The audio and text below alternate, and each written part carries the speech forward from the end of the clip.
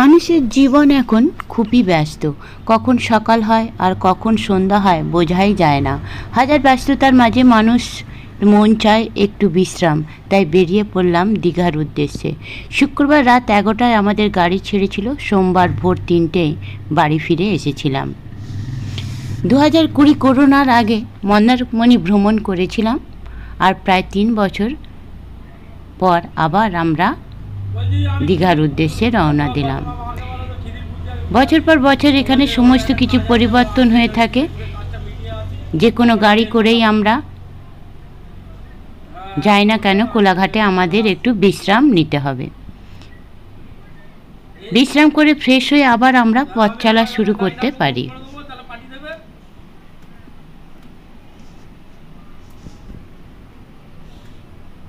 আমরা কোলাঘাটে থামলাম এবং সেখানে বিশ্রাম নিচ্ছি। যে যেমন পারে ওয়াশ হয়ে নিয়েছিল। একটু চা নাস্তা খাওয়ার পরে আবার গাড়িতে আমরা রওনা দিলাম। দীঘা ঘোরার জন্য সবার কাছে খুবই সুন্দর এক পর্যটন কেন্দ্র। সারা বছর লক্ষ লক্ষ মানুষ ছুটি পেলেই এখানে সময় কাটাতে চলে আসে। এখানকার রাস্তাঘাট, প্রকৃতির পরিবেশ খুবই সুন্দর, সমুদ্র অতুলনীয়। একবার গেলে বারবার যেতে ইচ্ছা করবে। যাই হোক, ভোর 5টায় আমরা দীঘায় পৌঁছে গেলাম। পুরনো সেই সমুদ্র নতুন করে আমাদের কাছে আহ্বান করলো সবাইকে। ভোরের নিস্তব্ধতাকে ভেঙে গর্জনে নিজের অস্তিত্বের কথা জানিয়ে দিচ্ছে সবাইকে।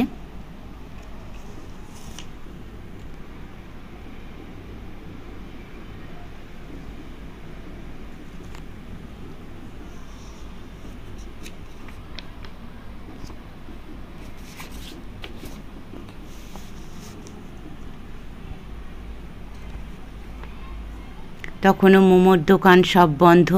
খুবই কম মানুষ এখানে উপস্থিত হয়েছে।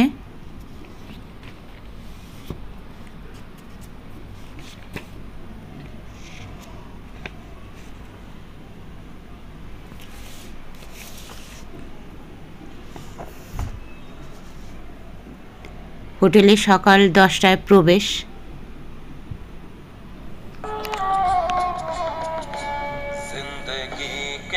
सफर में गुजर जाते हैं जो मकान वो फिर नहीं आते।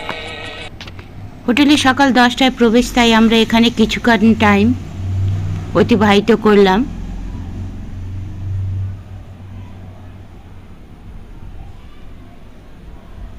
অপূর্ব সুন্দর এই সমুদ্রের ঢেউ।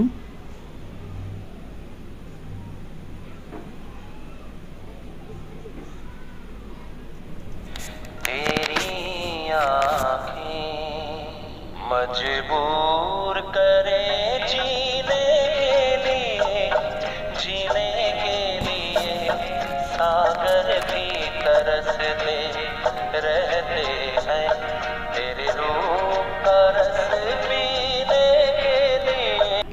প্রতি বছর হাজার হাজার লক্ষ লক্ষ মানুষ এই সমুদ্রের টানে ছুটে চলেছে দীঘায়। সত্যিই খুব সুন্দর। যে একবার যাবে তাকে বারবার এই সমুদ্র কাছে টানতে চাইবে। সমুদ্র জলে স্নান করলে আমাদের শরীরের ক্লান্তি, ব্যথা, বেদনা সবই দূর হয়।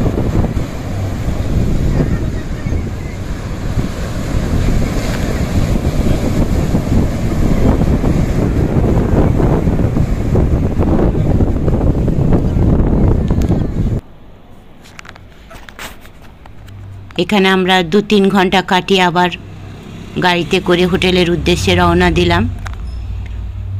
এখানে আমার বোনের ছেলেই এই ব্যবস্থা করেছিল। এখানে রান্নার ব্যবস্থা চলছে, রাঁধুনি নিয়ে গেছিল। তারপর আমরা উদয়পুর বিচের দিকে রওনা দিলাম।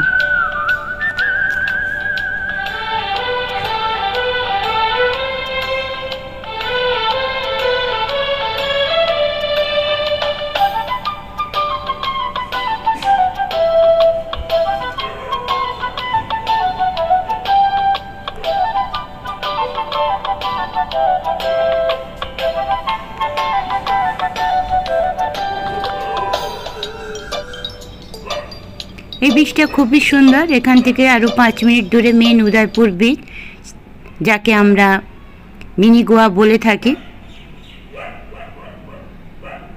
এখানটায় ফাঁকা বলে আমরা এখানেই এসেছি, স্নান সেরেছি।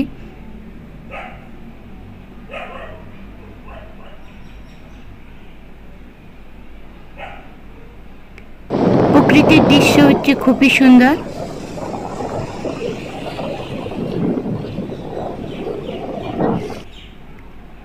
সবাই স্নানের পরে আমিও নেমে গেলাম।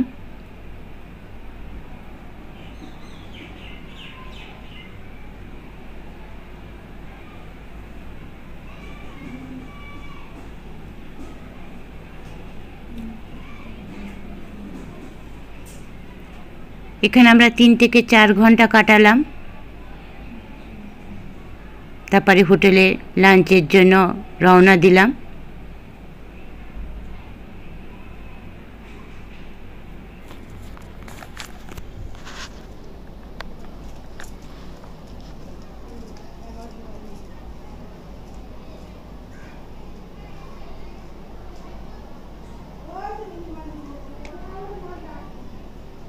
দুপুরে লাঞ্চ ছেড়ে আমরা ঢেউসাগরের দিকে রওনা দিলাম। এটা নতুন করেছে, বাচ্চাদের জন্য খুবই সুন্দর। এই পার্কে সমস্ত কিছু আইটেম আছে এবং পাশে নিশ্চয়ই সমুদ্র।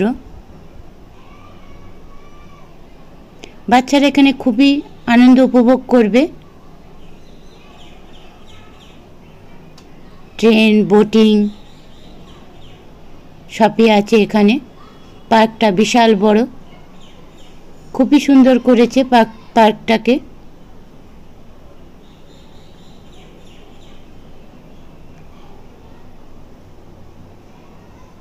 যারা বাচ্চা নিয়ে যাবে তাদের তো ভীষণ ভালো লাগবে। মন্দারমণি, তাজপুর এটা ফ্যামিলি, যারা নিস্তব্ধতা পছন্দ করে তাদের কাছে, কিন্তু যারা বাচ্চা নিয়ে যাবে তাদের কাছে দীঘা খুবই ভালো। মোহনা beach, ঢেউসাগর, Amaravati park, old Digha,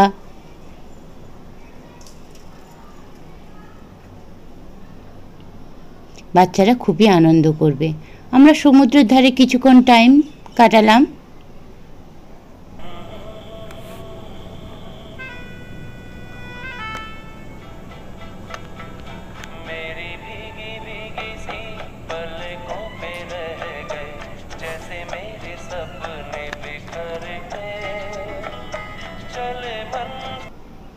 পরের দিন রবিবারে ভোরে আমরা মোহনা বিচের দিকে রওনা দিলাম। এটা মোহনার বিচ ফিশ মার্কেট। বিভিন্ন ধরনের মাছ, কলকাতার থেকে কম ইলিশ মাছ এখানে 800-1200 টাকায় বিক্রি হচ্ছে। বিভিন্ন মাছ শুকিয়ে এখানে বিক্রি করছে। এটা সুন্দরী কাঁকড়া 200 টাকা কেজি। আমাদের এই সাথে একজন গিয়েছিল, তিনি কিনেছিলেন এবং রাঁধুনি দিয়ে সেটাকে রান্না করা হয়েছিল। বিভিন্ন ধরনের মাছ এখানে আছে, কিছুটাই তোমাদের কাছে উপস্থিত করলাম। এই ইলিশ মাছগুলো 1200 টাকা কেজি বলছে।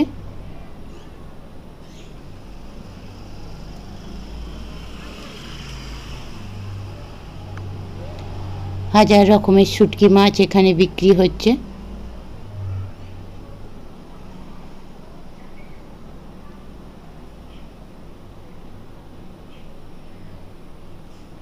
মোহনা বিচে স্নানের জন্য একটা বেশ ভালো জায়গা। হাজার হাজার লোক এখানে স্নান করছে। ওই যে বলেছিলাম কাঁকড়া, সেটাকে এখানে রান্না করে আমাদের আনা হয়েছে। বিকেলবেলায় যখন আমরা এখানে উপস্থিত হয়েছি, সেটা সবাই মিলে এখানেই দাঁড়িয়ে সেটা খাওয়া হচ্ছে। রাঁধুনি রান্নাও করেছিল খুব সুন্দর।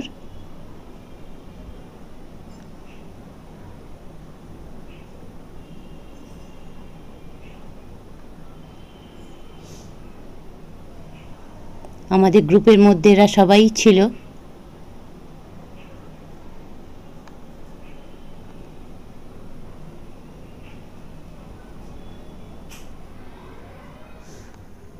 এখানে জেলেরা মাছ ধরছে।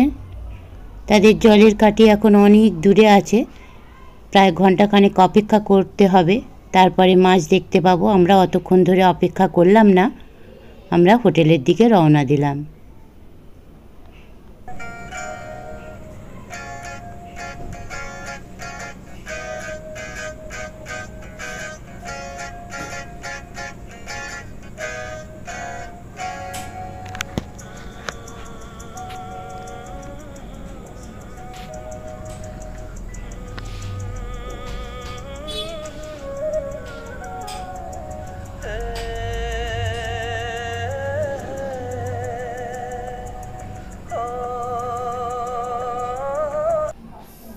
এখানে আমাদের নাতনি সে ঘোড়ায় চড়লো এবং আমাদের সাথে যারা ঘুরতে এসেছিল তারা রাইডিংগুলো সব করছে।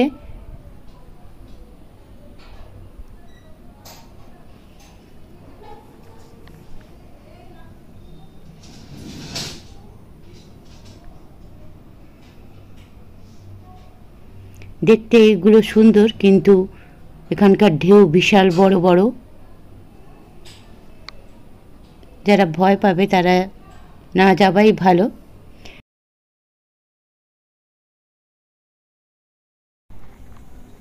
এবার আমাদের ঘরে ফেরার পালা। রবিবার রাত প্রায় 10টা বাজে। আমরা দীঘা মার্কেটে কিছু কেনাকাটা করে নিলাম। খুবই আনন্দ করেছি, কিছু স্মৃতি ক্যামেরা বন্দি করলাম। জানি না আজ আছি কাল কি হবে, তাই প্রতি মুহূর্ত আনন্দ সহকারে আমাদের প্রত্যেককেই অতিবাহিত করা উচিত। যারা ধৈর্য ধরে ভিডিওটা দেখলে তাদের অনেক অনেক ধন্যবাদ। আর যারা ভাবছো আমরা দীঘায় যাব, আগে থেকেই বুকিং করা উচিত, কেননা আমরা দেখেছি অনেককে দাঁড়িয়ে থাকতে হোটেলের খোঁজে। বিশেষ করে যারা ফ্যামিলি নিয়ে যাবে তাদের আগে থেকে প্রস্তুতি নিয়েই যাওয়া ভালো। ভীষণ ভালো লাগবে। আগের থেকে অনেক অনেক অনেক সুন্দর করেছে। সত্যি ঘোরার জন্য দীঘা একটি খুবই সুন্দর পর্যটন কেন্দ্র তৈরি হয়েছে।